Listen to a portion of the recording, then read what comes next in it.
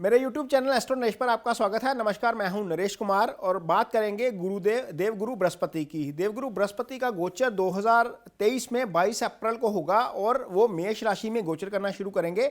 लेकिन मौजूदा स्थिति में गुरु जो चल रहे हैं वो मीन राशि में गोचर कर रहे हैं। किन राशियों के लिए गुरुदेव का गोचर जो शुभ हो रहा है देवगुरु बृहस्पति का, वो राशियां हैं वृषभ राशि, कर्क राशि, कन्या राशि, वृश्चिक राशि और कुंभ राशि। इन राशियों के जातकों के लिए गुरुदेव का जो देवगुरु बृहस्पति का जो गोचर है वो शुभ हो रहा है। लेकिन 31 मार्च को देवगुरु बृहस्पति अस्त हो जाएंगे और अस्त अवस्था में ही अगली राशि में प्रवेश करेंगे और 30 दिन तक ये पीरियड जो है वो अस्त वाला रहेगा। 30 अप्रैल को देवगुरु बृहस्पति दोबारा से उदय होंगे। लेकिन इस बीच इन 5 राशियों के ऊपर क्या असर पड़ेगा ये हम जानने की कोशिश करेंगे इस एपिसोड में। सबसे पहले बात करेंगे वृषभ राशि की। वृषभ राशि के जातकों के लिए देवगुरु बृहस्पति का गोचर जो चल रहा है वो शुभ चल रहा है, क्योंकि वृष राशि के जातकों के लिए इस समय वो 11वें भाव से गोचर कर रहे हैं और 11वें भाव का गोचर बृहस्पति का शुभ होता है। और जो बृहस्पति हैं वो अष्टम भाव के और 11वें भाव के स्वामी बनते हैं। वृषभ राशि के जातकों के लिए इस समय जो स्थिति चल रही है, आय को लेकर बड़ी कंफर्टेबल स्थिति चल रही है। और अष्टम भाव जहाँ से हम जो है हायर जो रिसर्च देखते हैं सारी, या अष्टम भाव से आपकी सीक्रेसी देखी जाती है, या अष्टम भाव से ससुराल से आने वाला धन देखा जाता है, या अष्टम भाव से सडन प्रॉफिट या सडन लॉस देखा जाता है। इस भाव के सारे सिग्निफिकेंस आपके लिए अच्छे चल रहे हैं फिलहाल एज ऑफ नाउ। लेकिन जैसे ही देवगुरु बृहस्पति अस्त हो जाएंगे, उनका अपना जो है वो असर नहीं रहेगा, अपनी ही राशि में अस्त होंगे मीन राशि में, तो वृष राशि के जातकों के लिए ये सारे सिग्निफिकेंस थोड़े से डिस्टर्ब हो सकते हैं। आय में थोड़ी बाधा आ सकती है, आपकी सीक्रेसी कोई लीक हो सकती है। यदि आप अपने पासवर्ड वगैरह आपके पास हैं उसको मेंटेन रखिए और ख़ास तौर पर 31 मार्च के बाद अपना पासवर्ड किसी के साथ शेयर मत करिए, क्योंकि हो सकता है कि आपकी सीक्रेसी में सेंध लगे। जैसे आजकल हमने कई देखा कि कई मामले आ रहे हैं जो साइबर क्राइम में इन्वॉल्व हैं लोग, वो साइबर ठग हैं, वो आपको शिकार बना लेते हैं, आपका पासवर्ड हैक कर लिया जाता है, या फिर आपको कोई ऐसा लिंक भेजा जाता है जिसके ज़रिए आपका पासवर्ड जो है वो हैक होता है और बैंक का सारा बैलेंस आपका निकाल लिया जाता है। तो इस चीज़ से आपको सावधान रहने की ज़रूरत है वृष राशि के जातकों को 31 मार्च से लेकर 30 अप्रैल तक, क्योंकि धन हानि हो सकती है। ये अष्टम भाव जो है वो धन हानि का भाव है। सडन लॉस जो है वो अष्टम से आता है, सीक्रेसी अष्टम से आती है। तो इस तरह की चीज़ों का आपको ध्यान रखना पड़ेगा। 11वां भाव जो है वो इच्छाओं की पूर्ति का भाव होता है। 11वें भाव से हम आय देखते हैं, 11वें भाव से हम बड़े ब्रदर का विचार करते हैं। तो ये सारी चीज़ें आपको इस मामले में थोड़ा सा अलर्ट रहकर चलना पड़ेगा 31 मार्च से लेकर 30 अप्रैल तक। ये तो रही बात आपके लिए वृषभ राशि के जातकों के लिए। कर्क राशि के जातकों को क्या ध्यान रखना है? कर्क राशि के जातकों के लिए देवगुरु बृहस्पति 6ठे भाव के स्वामी बनते हैं और 9वें भाव के स्वामी बनते हैं। अब 9वां भाव जो होता है वो आपका भाग्य होता है, 6ठा भाव जो होता है वो आपके कर्म का भाग्य होता है। इसका मतलब यह है कि यदि आप कोई प्रोजेक्ट कर रहे हैं वो अच्छा चल रहा है, तो हो सकता है कि 31 मार्च से लेकर 30 अप्रैल का समय जो है उस प्रोजेक्ट में थोड़ी सी बाधा डाल दे, क्योंकि भाग्य स्थान का जो स्वामी है वो अस्त हो जाएगा एक तरीके से। यदि आप अध्यात्म से जुड़े हुए हैं या कोई ट्रैवल का प्लान बना रहे हैं, कोई धार्मिक ट्रैवल का प्लान बना रहे हैं, तो वहाँ पर हो सकता है कि कहीं ना कहीं आपको कोई दिक्कत का सामना करना पड़े। तो इन सारी चीज़ों का ध्यान रखिएगा। 31 मार्च से लेकर 30 अप्रैल तक 6ठा भाव रोग ऋण शत्रु का भाव होता है। किसी को पैसे इस अवधि में उधार मत दीजिएगा। यदि देंगे तो हो सकता है कि वो पैसे वापस आने में बहुत लंबा समय लग जाए। किसी से उधार लीजिएगा भी मत, क्योंकि वो हो सकता है कि पैसा लंबे समय तक आपके ऊपर चढ़ जाए। और किसी की गारंटी भी मत लीजिएगा इस पीरियड में। यदि ये तीनों चीज़ें आप करते हैं या आपको कोई फिजिकल प्रॉब्लम होती है उसको नज़रअंदाज करते हैं, तो हो सकता है कि वो थोड़ा सा आगे लंबा खिंच जाए। तो इन चीज़ों को लेकर आपको सावधान रहना पड़ेगा कर्क राशि के जातकों को 31 मार्च से लेकर 30 अप्रैल के पीरियड के लिए।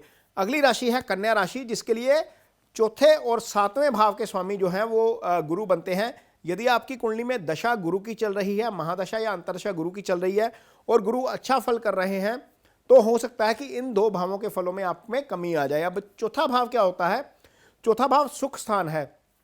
चौथा भाव आपकी माँ का स्थान है। चौथा भाव सारी लग्जरी, आपको जितने भी सुख मिलते हैं लाइफ में वो सारे चौथे भाव से ही मिलते हैं। आपकी एसेट, आपकी गाड़ी, सारा कुछ ही यहीं से आता है।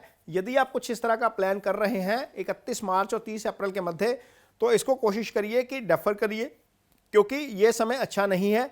यदि आप नहीं भी करते तो हो सकता है कि वहाँ पर आपको कोई ना कोई दिक्कत हो जाए इस तरह की एक्टिविटी में। अपनी माँ का सेहत का ध्यान रखिए, क्योंकि आपकी माँ की सेहत के ऊपर इसका असर पड़ सकता है जो गुरु अस्त होने जा रहे हैं 31 मार्च से लेकर 30 अप्रैल तक। अब सप्तम भाव क्या होता है? सप्तम भाव आपके पार्टनर का भाव है, आपकी शादी का भाव है। शादी के भाव के साथ साथ बिजनेस पार्टनर भी सप्तम से देखा जाता है, क्योंकि ये भाव कुंडली में दशम भाव का दशम भाव होता है, तो बिजनेस पार्टनरशिप भी इसी भाव से देखी जाती है। तो इस मामले में थोड़ा सा रिजल्ट्स जो है वो अच्छे नहीं रहेंगे। अपनी पत्नी की हेल्थ का भी आपको ध्यान रखना पड़ेगा, और अपनी पत्नी के साथ एक महीना थोड़ा सा यदि आप डिफरेंस में आते हैं, किसी मामले पर आपका डिफरेंस ऑफ ओपिनियन होता है, तो वहाँ पर आपको उनकी बात मान लेनी चाहिए, या फिर आप समझदारी के साथ दोनों की बात तालमेल के साथ इस मामले में काम करिए, क्योंकि सप्तम भाव खराब है।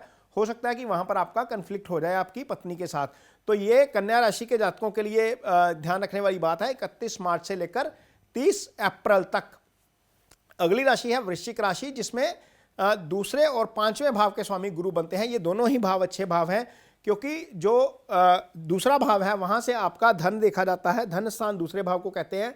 आपका कुटुंब दूसरे भाव से देखा जाता है। आपकी ईटिंग हैबिट्स दूसरे भाव से देखी जाती हैं।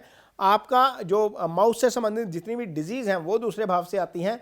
तो इस भाव के स्वामी का अस्त होना इन सारे सिग्निफिकेंस को खराब कर सकता है।